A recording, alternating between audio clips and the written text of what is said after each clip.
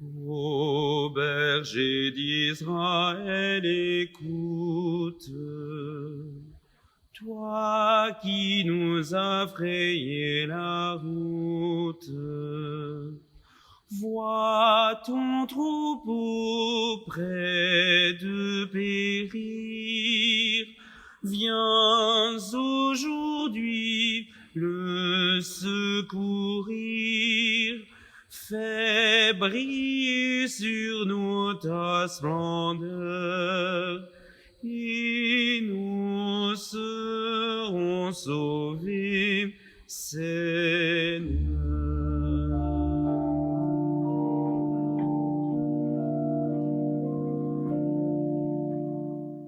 Comme Marie à la Salette, l'Église pleure aujourd'hui.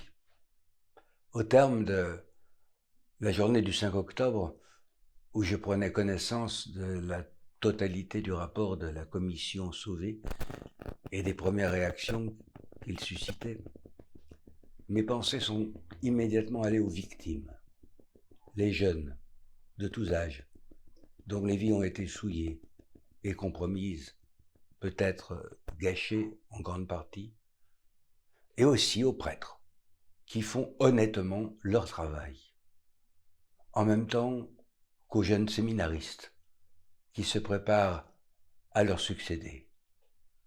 Oui, je me suis senti en communion de souffrance avec eux, souffrant moi-même, mais ayant la consolation de me trouver vers la fin de mon parcours terrestre, alors que pour eux, à vue humaine, ce n'est pas le cas.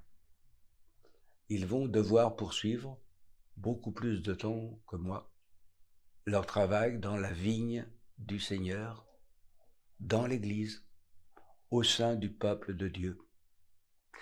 Et de me remémorer ce psaume huguenot, 80 dans la numérotation protestante, que j'ai connue dans ma jeunesse, que je chantais oui, dans mon enfance, évoquant la vigne du Seigneur ravagée.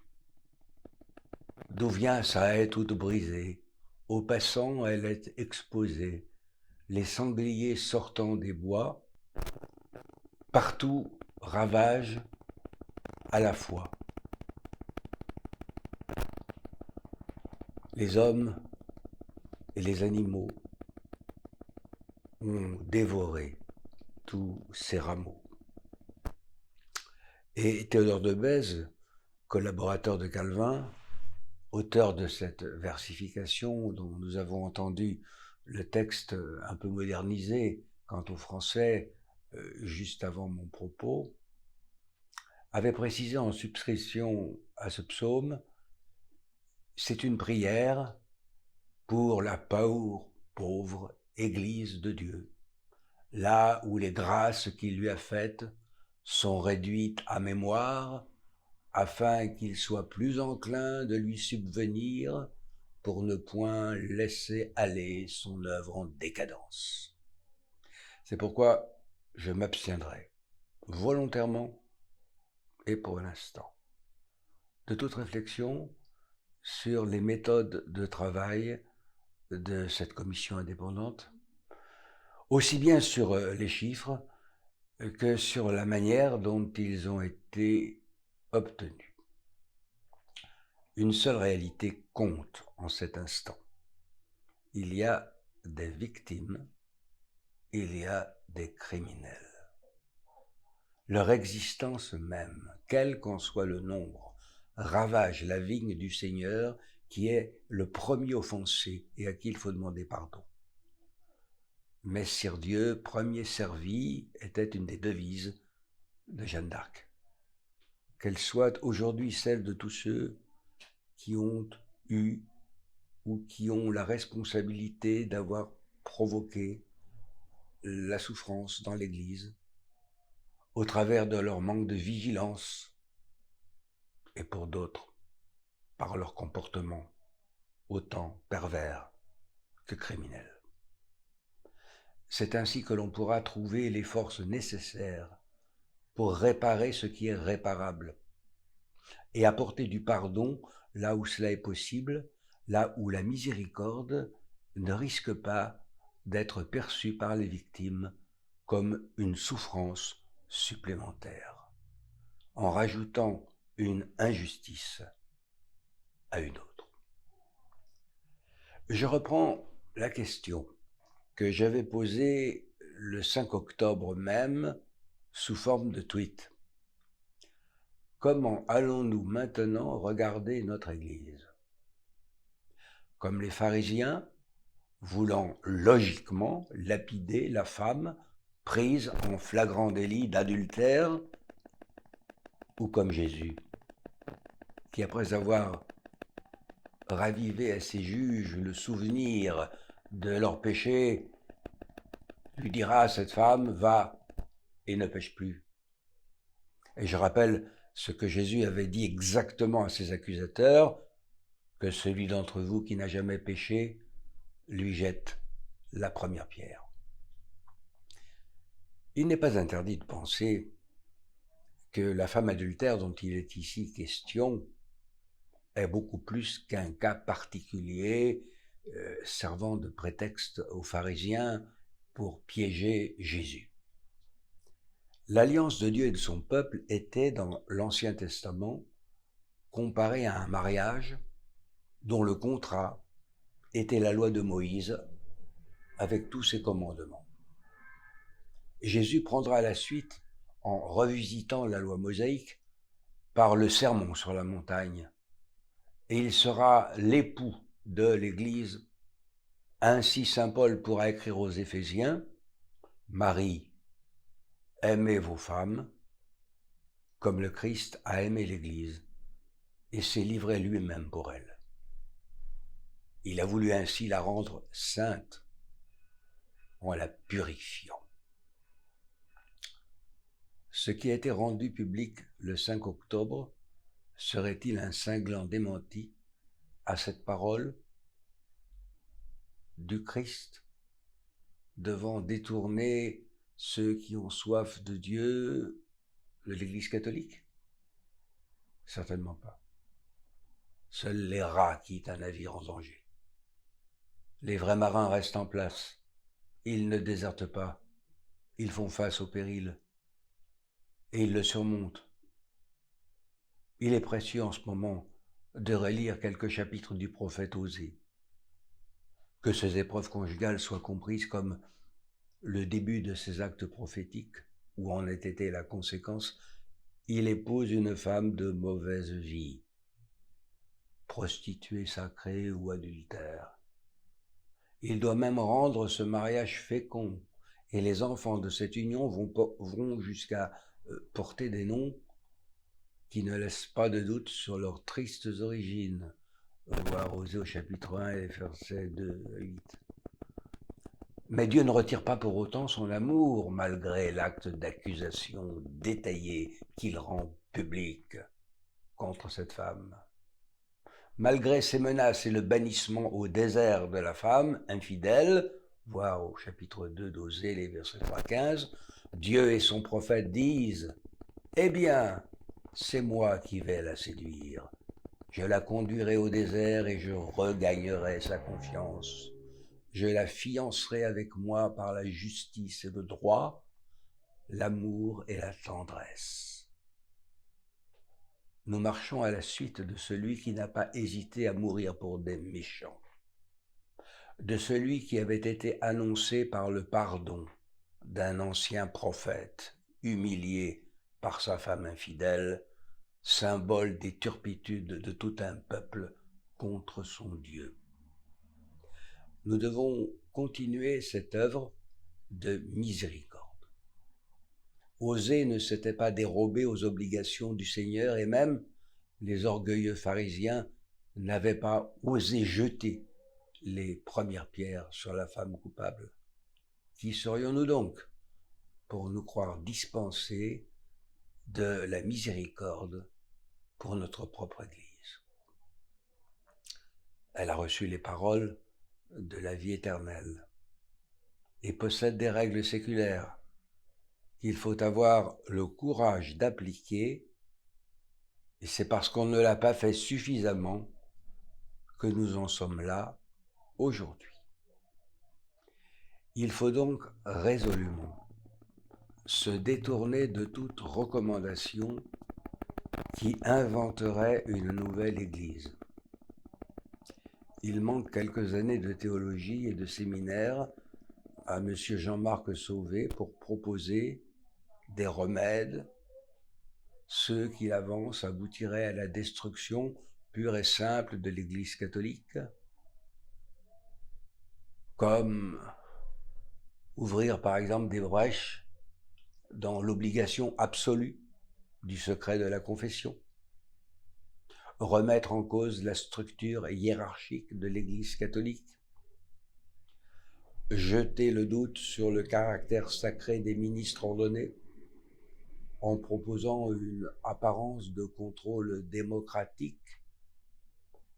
On ne tarderait pas alors à transformer l'Église de maison de prière à caverne de suspicion, de délation.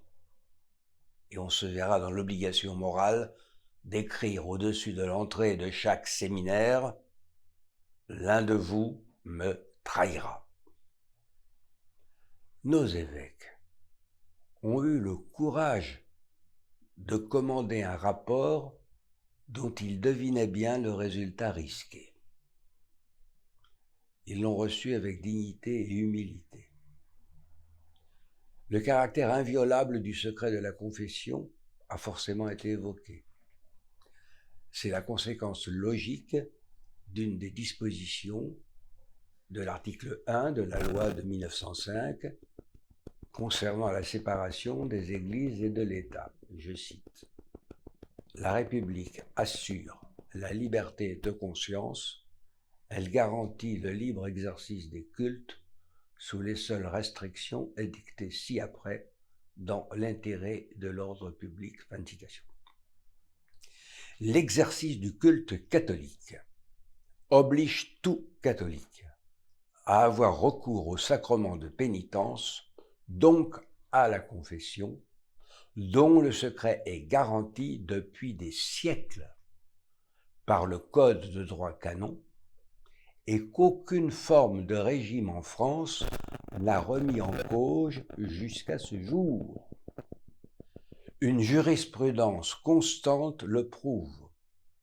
Aussi a-t-il été rappelé à juste titre qu'il ne faut pas opposer le secret de la confession aux lois de la République, puisque celle-ci n'impose pas sa levée. Articles 226, 13 et 14. À propos du secret professionnel applicable au ministre du culte en application de la jurisprudence existant jusqu'à ce jour. Le droit canonique, qui impose aux prêtres le secret de la confession comme absolu et inviolable, canon 993, n'est donc pas contraire au droit pénal français. De plus, le droit de l'Église se réfère toujours au fort interne, qui est du domaine privé, pour le distinguer du fort externe qui s'exerce en public. Le pape François, devant des spécialistes du droit canonique, avait déclaré le 29 mars 2019 combien il tenait au respect du fort interne et que la confession en faisait partie. L'État peut toujours faire modifier sa jurisprudence, mais il doit savoir que ce serait remettre en cause l'existence même de l'Église catholique en France, en limitant sa liberté. Chaque citoyen français doit pouvoir être entendu par une personne de confiance, psychanalyste, prêtre, pasteur, médecin, avec la garantie du secret. Que les honorables parlementaires qui se sont si rapidement enflammés contre de prétendus privilèges qu'aurait l'Église catholique, qu'ils ignorent pour certains, ou qui est méprisé hélas pour d'autres, n'oublient tout de même pas la jurisprudence concernant l'Église, exercée sous notre République et bien avant elle. C'est pourquoi, en m'appuyant sur ce passé et sur la pratique constante de l'Église catholique, je pense qu'il doit être clair pour tout catholique qu'il n'y aura jamais d'alternative à la levée du secret de la confession et que le confesseur ne dispose que du silence absolu sur ce qu'il a entendu, ce qui ne l'oblige jamais à accorder l'absolution, mais ce qui lui interdit bien évidemment de se servir sournoisement du souvenir de ce qu'on lui a avoué pour tendre je ne sais quel piège à son pénitent, pour le faire parler ou dévoiler sa faute en dehors du confessionnal. Une majorité de Français, même non catholiques, j'y reviens, parce qu'ils se sentent eux aussi menacés, est attaché au principe qui permet à un homme de parler à un autre homme dans le secret absolu. Ils paient très cher les psychanalystes pour cela. Quant aux prêtres, ils n'ont rien à leur donner, ils ne le peuvent même pas, car l'Église l'interdit. Les Français qui vont bientôt voter ne se laisseront pas distraire, comme en 1905, par la bouffe de curés pour oublier certaines lacunes sur les questions sociales, comme la misère de nos hôpitaux et de nos EHPAD, sans parler du laxisme moral en matière de bioéthique qui a fait clouer l'Église au pilori, l'actualité encourageant aujourd'hui à l'y maintenir, alors qu'on pourrait la placer aussi parmi les victimes de la liberté sexuelle absolue qui s'est installée en France depuis des années. D'autres institutions que l'Église ne seraient-elles pas bien inspirées de constituer elles aussi une commission d'enquête indépendante? Nous devons donc, nous, Français catholiques, et aussi les Français non catholiques qui aiment leur pays et ses traditions, faire confiance à l'Église, qui a le souci des personnes et de leur vie privée, ainsi qu'aux successeurs de Pierre, qui la dirigent, avec les successeurs des apôtres, les évêques, pour prendre des dispositions adaptées à la situation actuelle de l'Église et trouver des remèdes fidèles aux grands principes du catholicisme. Jusque à quand dans ta colère repousseras-tu nos prières? Nous sommes abreuvés de tes pleurs, nourris du pain de ta douleur. Fais briller sur nous ta splendeur, et nous serons sauvés, Seigneur.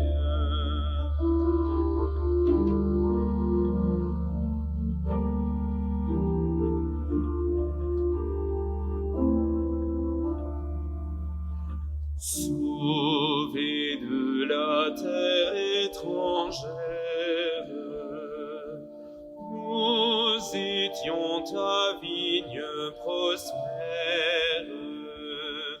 Tu as labouré le terrain, planté la vigne de ta main. Tu as couvert champs et coteaux,